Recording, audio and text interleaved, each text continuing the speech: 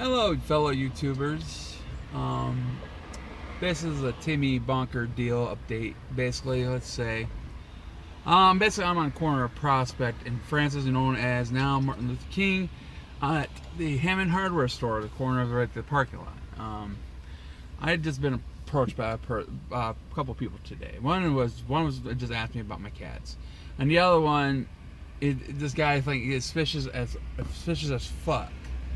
You know, well, a lot of people says they don't have a lot of common sense.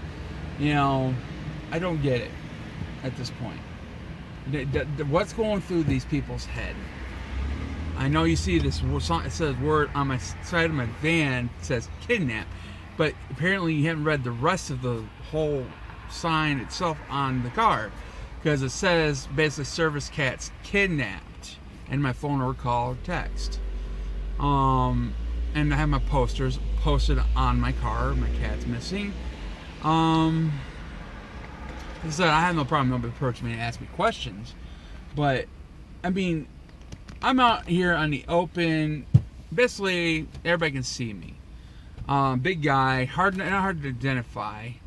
Especially I'm wearing an orange reddish shirt, you know, and a red van parked on the corner of a parking lot at the Hammond's hardware store. A guy approached me and says, "You look suspicious." Like, how? I mean, what's your definition of suspiciousness? Who do you think, basically a kidnapper or a predator or some type of person who's going to do something, whatever, to commit a crime?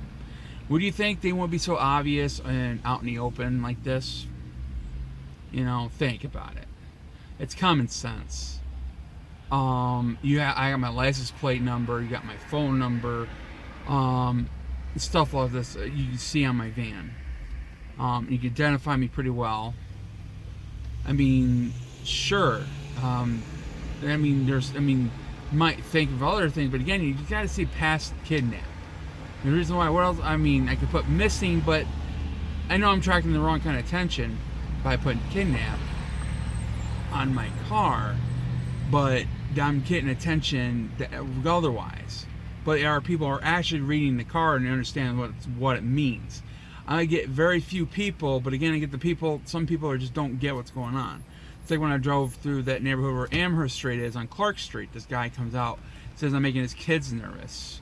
Most likely the kids are curious and they're most likely wondering about me, what I'm doing, like searching for my cat. You know, they're not nervous. The most person that's nervous is their father. The father is and he's out and about trying to start a fight with me and arguing with me, yelling at me, cursing me out in front of his kids. The only person who's making the kids nervous is him. I just went by his house. That's all I did. I didn't say nothing. He yelled at me when I was going by. I don't try to go approach anybody. I mean, they approach me, that's a different story. And I will give them a card if they ask for it, you know, give them the information they need to know. I have no problem answering any questions. I know I'm putting myself out there, but again, that's the whole point. Nobody else is going to do it for me. I have done everything as possibly I can do to try to search for my cats. I have put out flyers. I have reported to all the shelters, all the veterinarians in the local area. Everything has been done. It's supposed to be done, and I made a police report of the stolen because somebody stole the cats. You know, that's the whole basically. That's all that's been done. That's all I can do, and all else I can do is actually drive about and look for them. And I'm not gonna go speeding through neighborhoods and accidentally hit a kid or something. I'm gonna creep along, slow down, and make sure to keep my eyes out for my cats. I mean, common sense is basically what it is. I mean, you're assuming this guy is going to commit some crime of some sort, and I'm very obvious going through the neighborhood with my information on the car.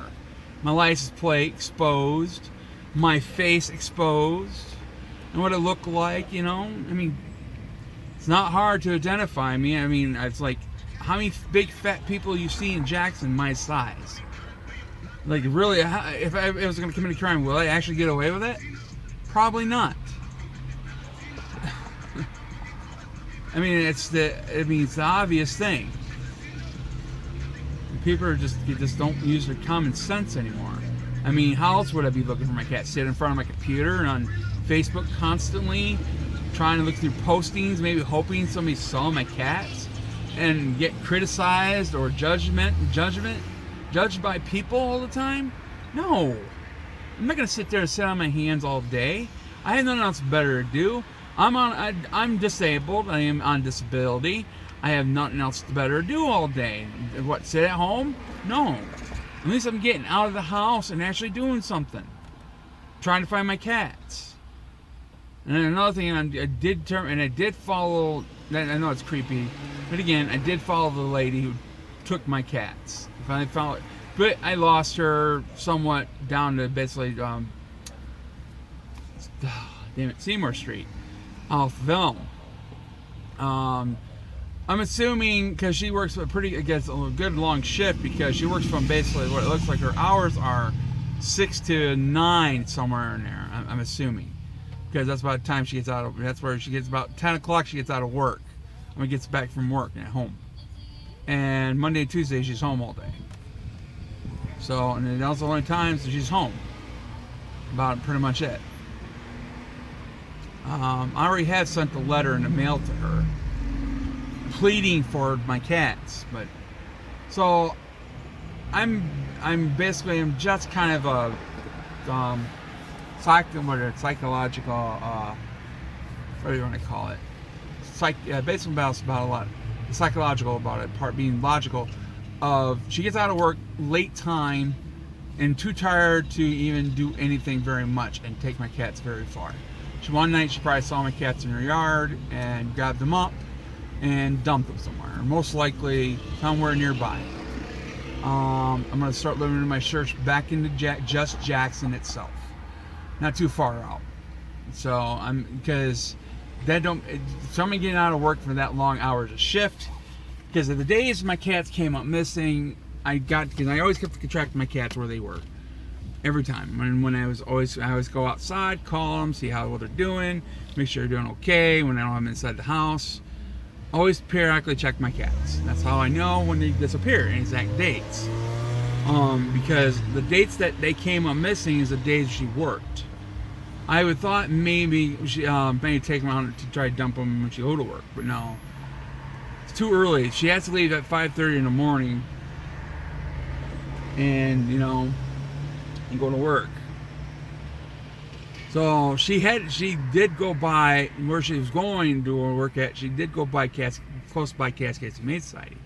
Maybe possible dump them out there, but I doubtful. Try to catch my cats that early in the morning and get them out and get them take them to the outdoor and dump there. But most likely after work she done it. So, because when I looked the last footage of seeing my cat before I couldn't see any more afterwards, it was 8:38 p.m. on the 20th of that night. That was the last time I seen him on the cameras, and that's it. Until my roommate decided to flick the light on the porch, because it kind of blinds my cameras, but I can only see on what's on the porch. Really. Peeled up behind me. So yeah. So I couldn't see nothing beyond the porch. So from that time frame when she got home from work, that's when it happened. Most likely.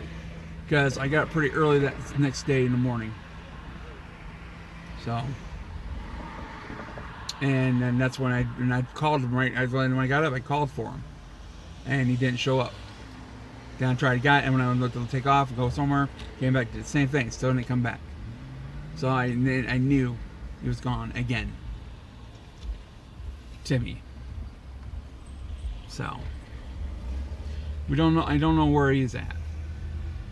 But yeah, that's just what made this blog just tell you guys. But it's like common sense. I wouldn't anybody who's gonna do something like that, they're not gonna be out in the open showing themselves like that and make themselves obvious. They're going to the neighbor. Yeah, I'm not that stupid. I know people are stupid that way, but damn, dude, come on. And yes, you can call the cops. I have no problem with that. Because the police are just telling me I'm not doing. Again, it's public access streets. There's nothing illegal driving through a neighborhood at low rated speed, as long as you're not in a busy street like something like Prospect or Martin Luther King, as Francis Street. Stuff like that, I won't drive slowly through them. I'm talking about back neighborhoods, urban areas. Okay, that's the only time I do that stuff. So there's nothing illegal about it. You know, you can call the cops; they'll tell you the same thing. I haven't committed a crime. So last time I did something even close to a crime was in 1998, and then never do that again. So that's for damn sure. It's a fleeing eluding charge. Other than that, that's about it.